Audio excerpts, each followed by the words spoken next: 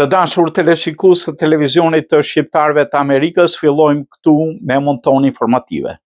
Shqipëria dhe Kosova në bordin e paqes, nga historia e plagëve drejt arkitekturës së paqes globale. Tagimi inaugurues i bordit paqes në Washington shënoi një moment të ri në diplomacinë ndërkombëtare, po për Shqipërinë dhe Kosovën, ai përfaqëson diçka dhe më të thellë. Një kalim historik nga një subjekt i ndërhyrjeve ndërkombëtare në aktor të angazhimit global për paqe. Në një tryezë ku diskutua stabilizimi i Gazës, rindërtimi institucional, demilitarizimi dhe krijimi i mekanizmave financiar transparent, Shqipëria dhe Kosova nuk ishin më vende që kërkojnë ndihmë. Ato u rreshtuan mes shteteve që ofrojnë trupa, ekspertizë dhe mbështetje për sigurinë ndërkombëtare. Presidenti amerikan Donald Trump, duke falenderuar vendet pjesëmarrëse, deklaroi qartë: Shqipëria, Kosova, Kazakistani, të cilët kanë premtuar për trupa për të stabilizuar Gazën, kanë ofruar trajnime për forcat e policisë palestineze. SBA do të jap kontribut prej $10 miliardë për bordin e paqes. Ai shtoi se çdo dollar i investuar për paqe është kontribut për stabilitetin global dhe theksoi se me pak fjalë dhe më shumë veprim është filozofia e këtij mekanizmi të ri. Madje me ton karakteristik për të, Trump deklaroi se nuk i duhet Nobeli i paqes, duhet të shpëtoj jetë njerëzish. Nga NATO mbi qiellin e Kosovës tek FSK-ja në mision ndërkombëtar. Por Kosovën ky është një transformim i jashtëzakonshëm historik.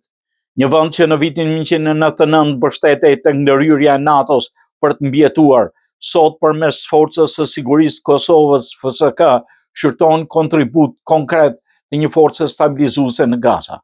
Presidenti Vjosa Osmani e pranishme në takimin inaugurues u vlerësua publikisht nga Trump për rolin dhe angazhimin e saj.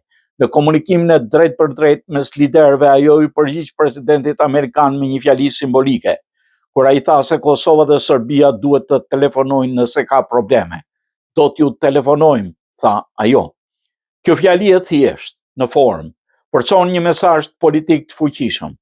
Kosova sot flet si partnere barabartë në tryezat ndërkombëtare. Shqipëria, paqe me arkitekt dhe paqeruajtës. Kryeministri shqiptar Edi Rama e mbështeti fort nismën, duke deklaruar Shqipëria do të marrë fjesë me forca ushtarake në Gaza paqeruese. Ne ftojmë edhe vendet e tjera që kontribuojnë në Gaza për ndihmuar fëmijët që janë më të pafajshmit. Por Rama nuk u ndal vetëm tek angazhimi ushtarak. Ai e përshkroi kontributin shqiptar dhe si moral dhe profesional, jo vetëm duke vendosur parat, por dhe duke sjell arkitektët tanë që bota të shndrojë plagët në shenja shprese. Shqipëria është nder në këtë zinxhir. Këtu qëndron një dimension i rëndësishëm. Shqipëria paraqet vetëm jo thjesht si furnizuese trupash, por si kontribuese në rindërtim, zhvillim dhe transformim institucional. Debati për OKB-n dhe rendin ndërkombëtar. Një nga pyetjet që u ngrit është nëse bordi i paqes synon të zëvendësojë OKB-n. Rama reagoi me diplomaci.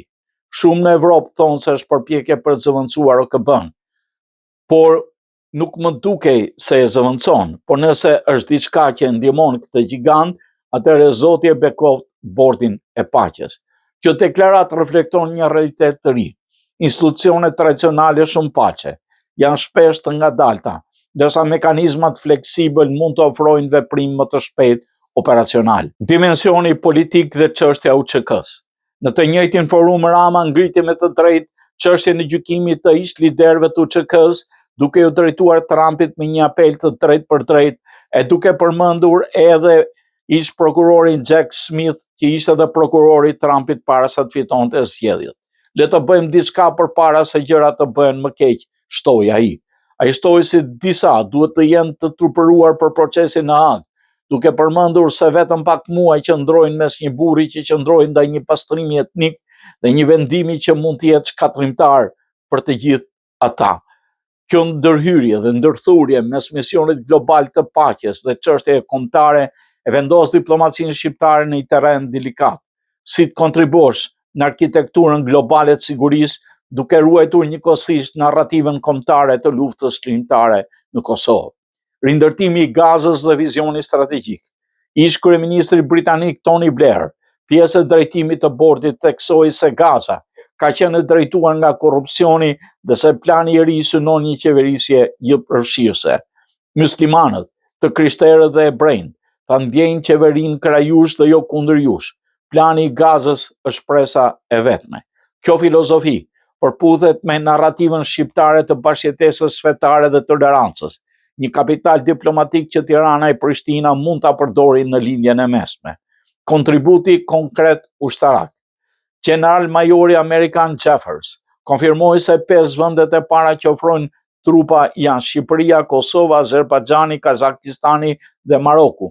Egjipti dhe Jordania do trajnojnë policinë. Në fakt, kjo e vendos Shqipërinë dhe Kosovën në rreshtin e parë të operacionit misionit. Përfitime strategjike për Shqipërinë dhe Kosovën. Rritje e profilit ndërkombëtar, forcimi I partneritetit me Shtetet Bashkuara, legitimitet më I madh për FSK-n si forcë profesionale, mundësi për të aderuar në të ardhmen në NATO. Rritje e besueshmërisë së Shqipërisë si kontribuese në NATO dhe misione ndërkombëtare. Për Kosovën, pjesëmarrja në një mision të autorizuar nga Këshilli I Sigurimit është dhe një hap drejt konsolidimit të subjektivitetit të saj ndërkombëtar. Nga histori lufte, në përgjithësi paqeje, ka një simbolik të thellë në faktin që 2 vende shqiptare të dala nga konflikti I viteve 90 sot kontribuojnë në stabilizimin e një territori tjetër të goditur nga lufta.